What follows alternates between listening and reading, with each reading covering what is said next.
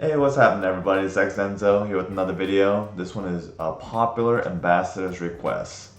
So right now, Hera is going crazy on the Midas ecosystem. Let's find out why. Hera is a dex aggregator. But before I kind of explain what Hera does, it's easier if we explain what dexes are and how they work. Certain things that make dexes unique from the other competitors are they have exclusive tokens. For example, Hermes might have certain tokens that NetSwap or Teddy's or Sushi doesn't have, and NetSwap has tokens that other dexes don't have, and vice versa. So Hera actually uses these pools right here: NetSwap, Hermes, Teddy's, Hummus, and Sushi, and whatever tokens that they trade, Hera can use all of them and trade with all those also. We usually think, because if we don't really know how dexes work to a very advanced level, we just think trading tokens on a dex is the same as trading, I don't know, basketball cards with your friend. You trade one card, they give you another card. You trade your LeBron, they give you Kawhi, even though I don't think that's fair. This is a better example right here. So here's the Hermes website, and if you were to trade stars for Hermes, instead of going, one for one, LeBron for Kawhi, you're going from stars to Midas to USDC, and the USDC to Hermes, because that's just how the routes are made in the available liquidity pools on Hermes. And that's the same for all of these dexes. But depending on what dex you use, they all have more liquidity than others, depending on their incentives, yield farming, etc., etc.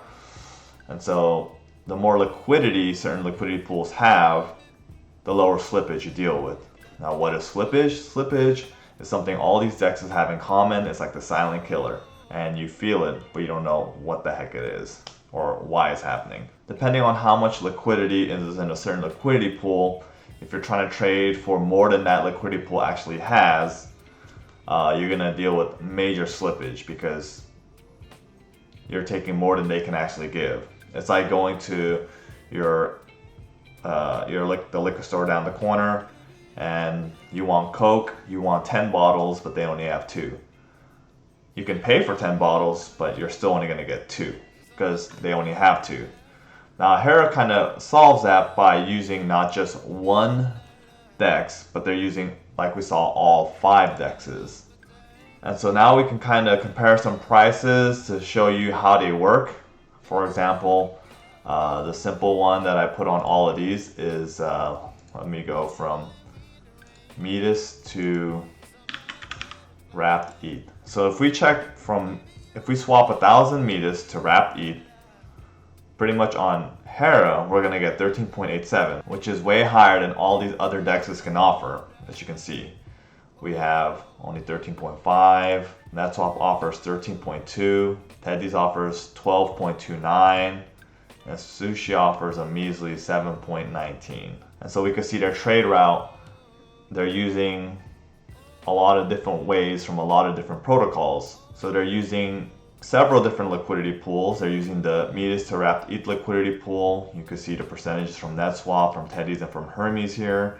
Then they're going to use the Midas to USDC liquidity pool, and then they swap that USDC. Then they take that USDC and go to the USDC to Wrapped ETH liquidity pool, and vice versa. Midas to Tether, and then Tether to USDC, and USDC to Wrapped ETH.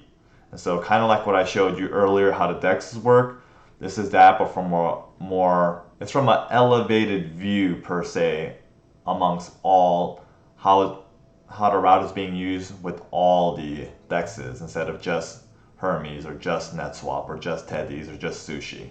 Because, for example, if we were to take 1,000 Midas from just one, the price impact goes higher because we're taking too much that they even possibly might even have. And so what Hera does is they have these routes, and they're taking just a certain amount from each one. They already calculated it to give you the most optimal amount. Other than that, that's pretty much how Hera works. And so another question that people probably have is how to get Hera and why should we get Hera? Well, the best place to get Hera is on Hera. You already know. Yeah, for sure, getting Hera on Getting Hera on their website is the cheapest. Can't get it cheaper anywhere else. Certain dexes don't even have Hera, see? I don't even think sushi has Hera. All sushi has is just sushi, for goodness sakes. So here, you're only gonna get 148,020. You'll get even lower on Hermes, 135,043. And on Hera, you're gonna get 163,000. So, I mean, you can choose. So pretty much they also show, like right here, the comparison if you're to use NetSwap instead. You can see that you'll get more on Hera. And this is their route once again, like I explained earlier. And so once you have that, now, as of right now, you can do two things with the Hera token. One is you could stake. Yeah, pretty much you could stake it here if you want to. You could single stake it here and earn 11.83%. But reasons to be bullish on this token is they have a few things going for them right now. And this is probably why everyone's probably really, psyched about this token. They're going multi-chain. As we can see here, multi-chain, it's coming soon, boom. And first place they're going is Arbitrum. And they even have here on their white paper, the list of blockchains that they're gonna go to next, Arbitrum, Aurora, Avalanche, Chronos, Phantom, Optimism. And so how does that benefit Hera? Well, now they have more liquidity that they can work with, more liquidity pools, more dexes. Therefore, they can try to put that all together and give you all-in-one shop like Amazon. Amazon has everything. You need something, don't go to the store next to your house, go to Amazon. Pay 25 bucks, get free shipping. Or they even kill you with that Amazon Prime, you already know. And then another reason why that is beneficial is for those that are staking. The way that this APY works is a percentage of it is actually based on the swap transactions. So pretty much the more swap transactions that happens, the higher this goes. The more that Hera can expand onto different blockchains, the more people will use Hera, the higher this goes. Another thing that they have coming for Hera, utility-wise, is they're gonna have swap fee reduction. So eventually, for those that have a certain amount of tokens, are probably gonna have a lower swap fee. And yeah, that's pretty much it. You guys should definitely check out Hera.